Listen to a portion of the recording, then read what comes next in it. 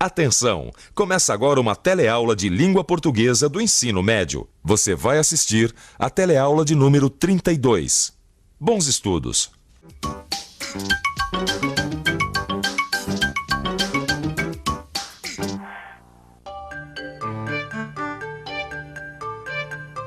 Você conhece algum verso de cor? Uma criança, com apenas o medo no olhar, abandonada nas ruas, é lá que ela está.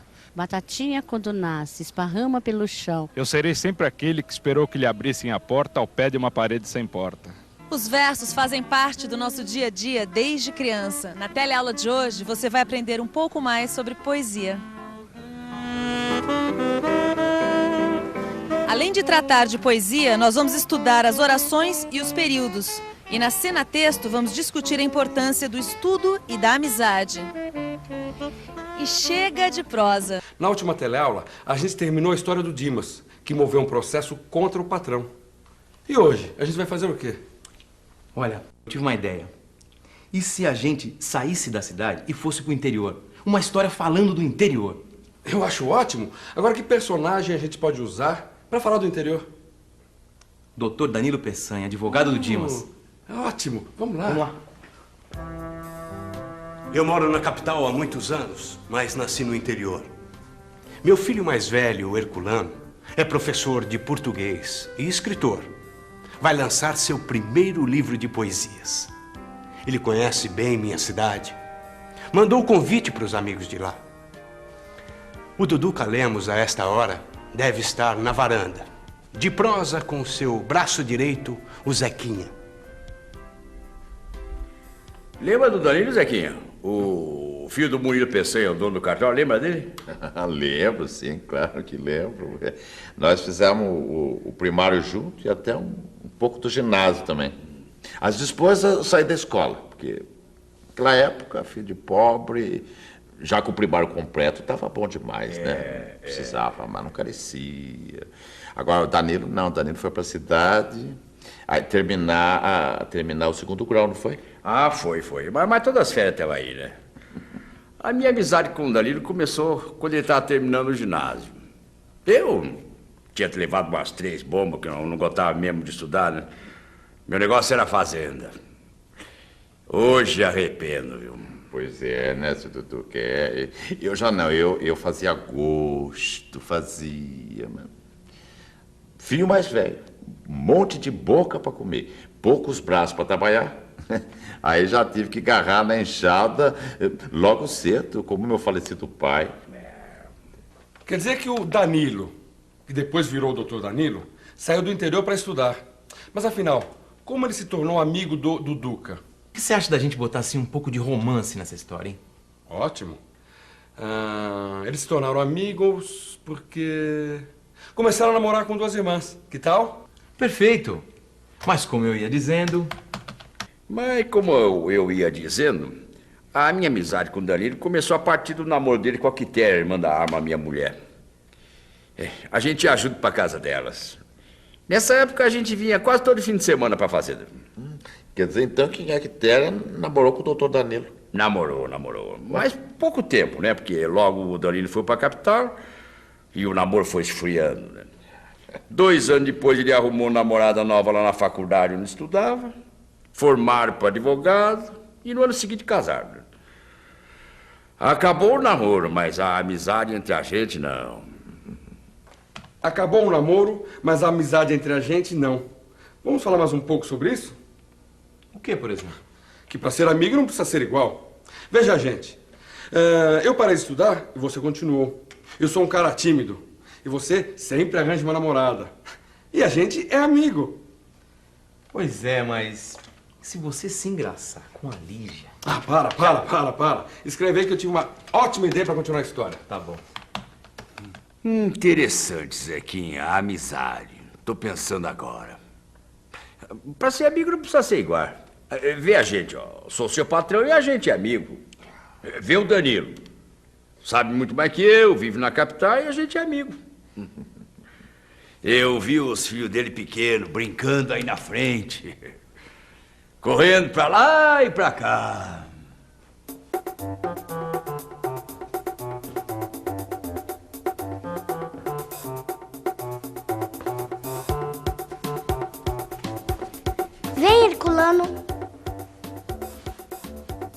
Herculano, que hoje é professor de português e escritor, sempre teve um amor muito grande pelas coisas aqui da roça. É verdade. O doutor Herculano gosta das histórias do povo daqui. Pois é, Zequinha. O Herculano escreve poesias. Agora vai sair um livro dele só de poesia. É. Arma! Ô, Arma, traz aí o convite que o Herculano mandou pra gente. Você ainda sabe ler, Zequinha? O que é isso, seu Dudu? É claro que eu sei, mas eu sei. Essas coisas a gente destreina, mas não desaprende, né? Então toma aí, Zequinha. Vê aí o convite que o Herculano mandou pra gente. Ih, agora engripou. Você sabe como se escreve convite para lançamento de livro? Não, mas a Lígia recebeu um outro dia de uma antiga professora dela que escreveu um romance. Eu vou pedir para ela levar amanhã na fábrica. Ah, legal. Aí a gente dá uma olhada. Na capa do convite vem o nome do escritor e algumas linhas do que ele escreve. Dentro, o convite propriamente dito. E pode ter algum comentário de alguém que entende de literatura. Já sei. Vamos escrever o convite assim, ó. A vida de cada dia tem mais de prosa que de poesia. É um arrozinho com feijão quase sem tempero. É preciso ter fome para viver com vontade cada dia.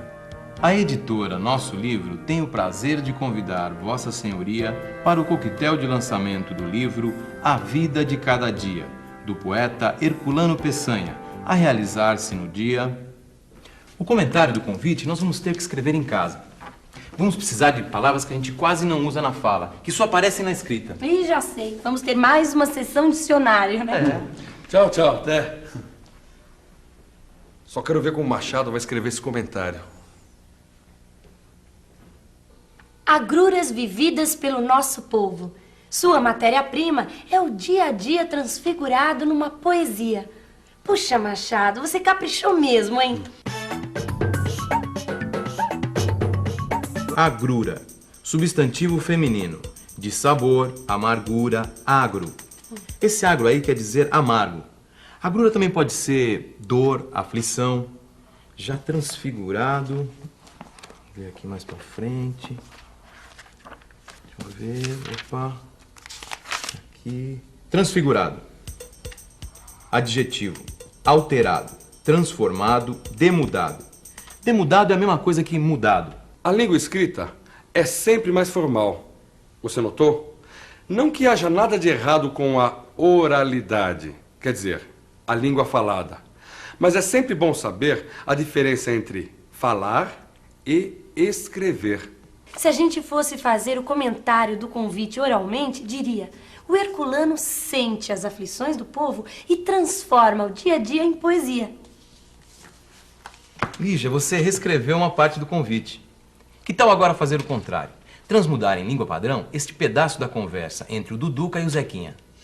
Como eu ia dizendo, fiquei amigo do Danilo a partir do namoro dele com a Quitéria, irmã da Arma, minha mulher.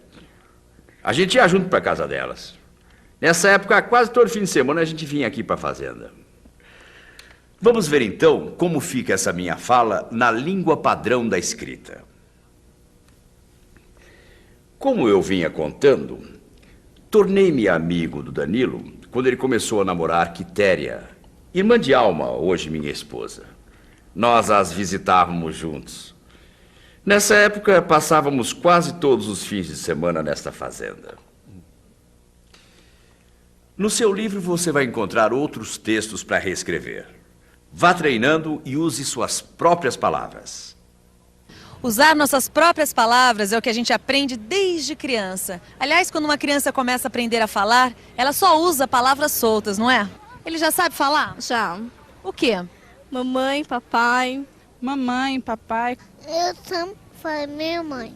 À medida que a criança cresce, ela começa a agrupar as palavras em forma de orações. Quer dizer, um grupo de palavras unidas com o verbo. Vamos ver agora algumas orações. Quer ver? Meu nome é Cíntia. Eu moro na Federico Stendel. Eu gosto de brincar de bola. Além das orações, nós temos os períodos. O período é uma oração ou um grupo de orações que formam um sentido completo. Nós temos dois tipos de períodos. O período simples, com uma só oração, e o período composto, com mais de uma oração. Agora nós vamos ver alguns exemplos de períodos na nossa cena-texto. Depois eu saí da escola. O Herculano, professor de português e escritor, sempre teve um amor muito grande pelas coisas aqui da roça. Um período é curto, o outro é bem cheio de palavras. Mas os dois períodos são simples, porque só tem um verbo. Depois eu saí da escola. O Herculano, professor de português e escritor, sempre teve um amor muito grande pelas coisas aqui da roça. Agora vamos ver um período composto.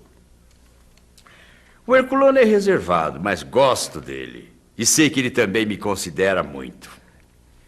O período apresenta 4 orações. Para saber, basta contar os verbos. Ser. O Herculano é reservado. Gostar.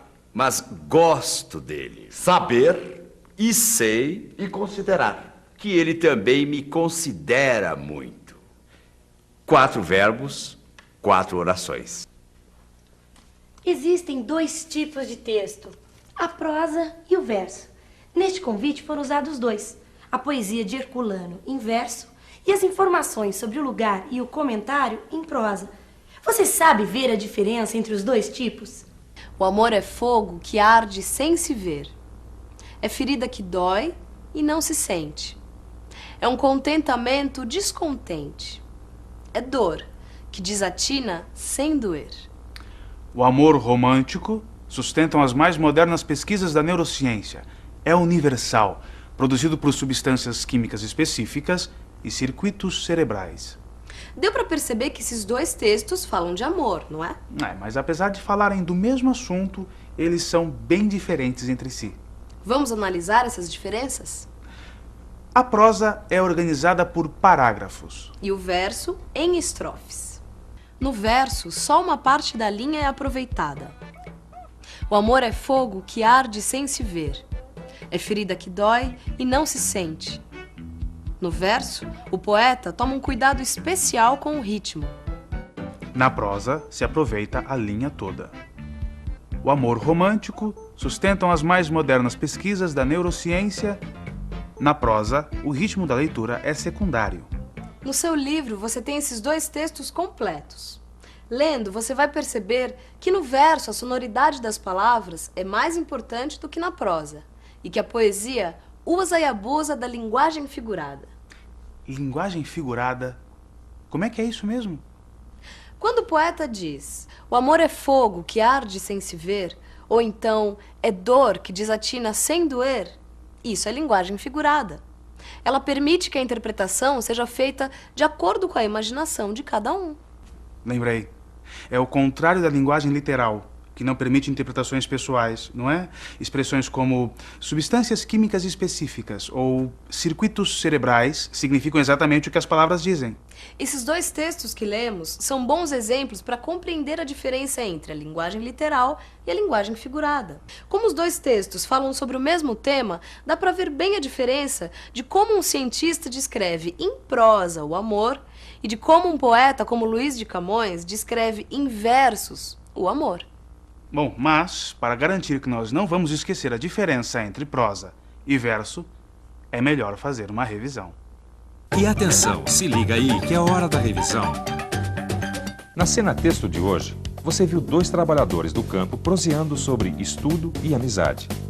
Aprendeu um pouco mais sobre a língua oral, falada e a língua escrita. Viu que as palavras se agrupam para formar uma oração e que as orações formam períodos simples e compostos. E a teleaula de hoje terminou mostrando as diferenças entre verso e prosa. Em verso ou em prosa, leia, escreva, exercite. Brinque com as palavras. Use a língua portuguesa. Até a próxima aula.